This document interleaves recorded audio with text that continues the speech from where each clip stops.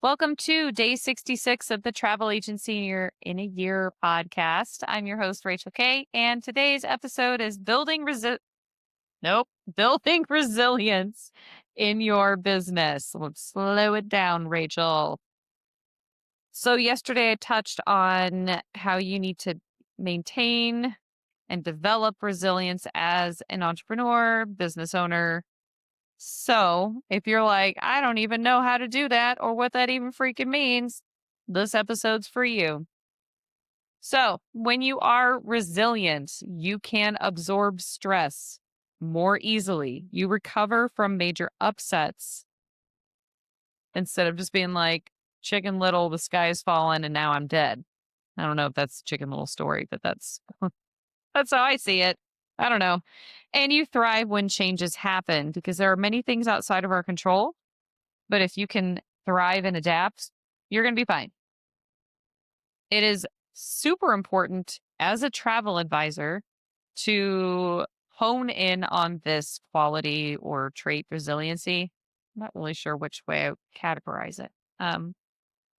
Because pace has dramatically quickened since like the 2010s. And I wrote down in the last decade, but I'm really meaning like maybe since like 2014 is when digital marketing and social media really took off as a viable option for small business owners to build very large companies. However, the algorithms are always changing. Where the ICAs are at is all consistently changing faster and faster and faster.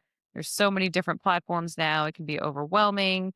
And maybe what you were doing 3, 5 years ago is no longer on trend with your ICA. And now you're like, what do I do? You got to have resiliency and understand change happens.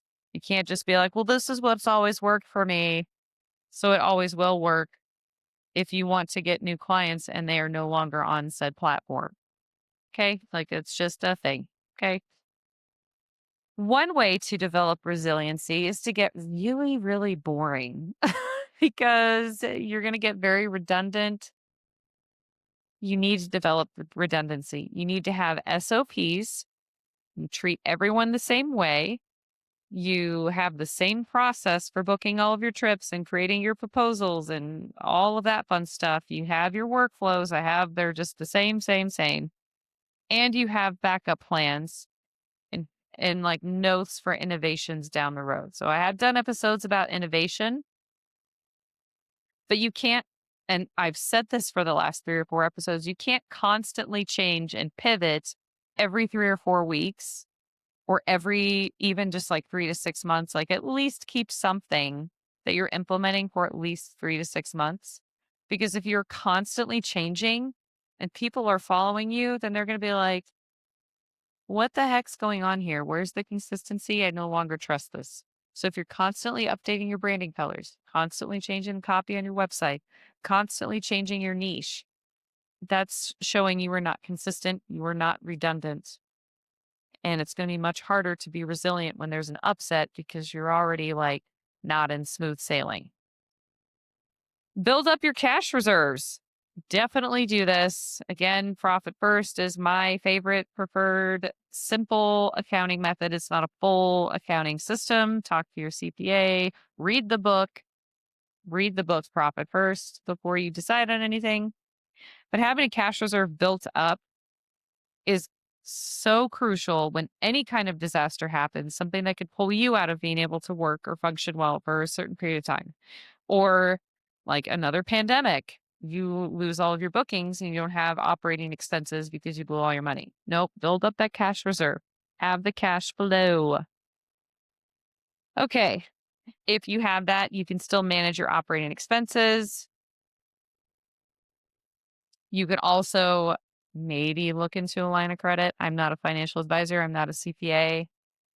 Could be an additional backup option to the cash reserves if you anticipate this being a much longer term issue with cash flow than shorter term. So that would be more reasonable, probably late spring, early summer of 2020 to maybe consider on top of your cash reserves a line of credit because You didn't know how long the business was going to be operating and without new revenue coming in. So that's kind of that situation. Not people cancel on their trips, go get a line of credit, go get a business Amex and then max it all out. Don't do that. That's what I'm not saying that. Have building blocks instead of an all in one. You want to have different building blocks.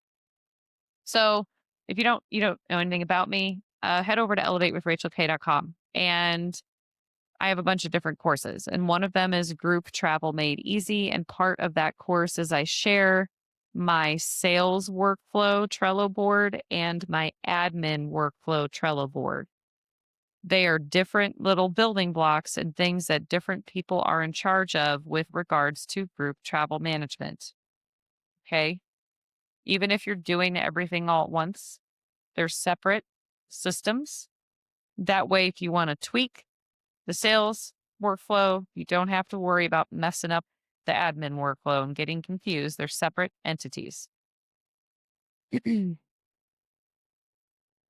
You also want to make sure you have, well, we've talked about backups, but you also want to make sure that you have things when more than one system instead of everything in an all in one. This is why I talk about like backing up on your thumb drive, backing up in Google Drive, not just having everything in your CRM. Because what if your CRM shuts down completely? I doubt this will happen. What if you lose access to it for one reason or another?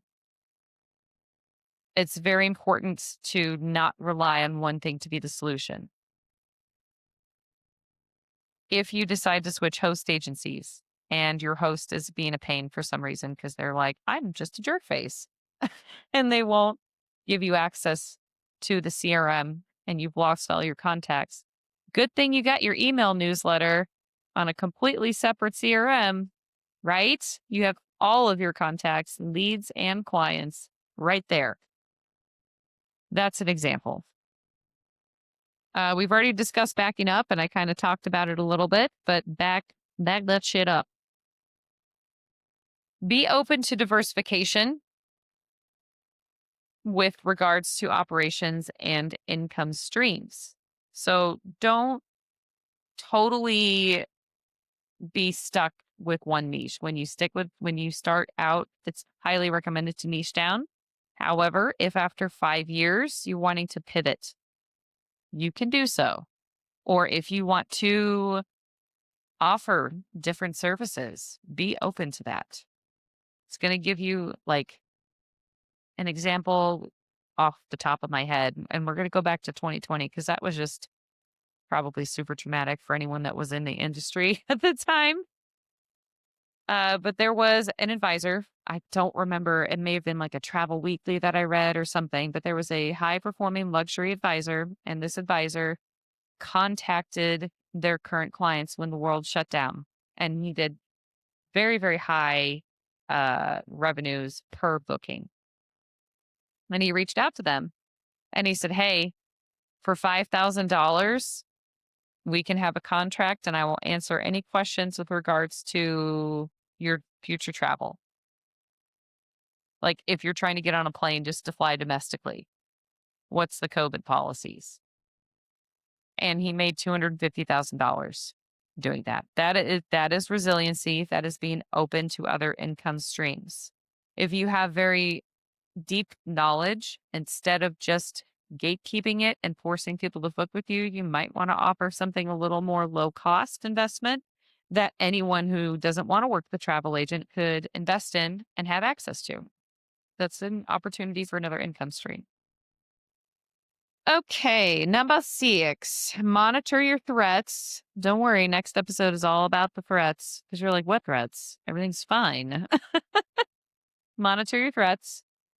And you need to develop plans as needed. So we're going to touch on this. I have 9 threats. Sorry to scare you. Come back tomorrow to terrify yourself. And you do want to have, as you grow, it's going to have to be you at first. You do want to have one person, once you grow enough, to monitor your threats and develop plans as needed. This could even be as simple as bringing your spouse on as a consultant if they have experience with that sort of thing. Like, don't just bring them on because you're like, hey, I can pay you money. There's a tax write off. Like, don't do that, but have somebody in mind down the road when you do grow. It could be an attorney. It could, like, who knows? I don't know. This is your business. This is your life. Just let you know.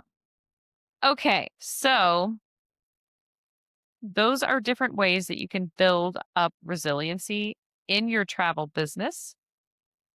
Taking care of yourself and not attaching yourself to the outcome of the travel business is also going to help you build up like personal resiliency because this isn't your life. It's just a part of your life and it supports a part of your life.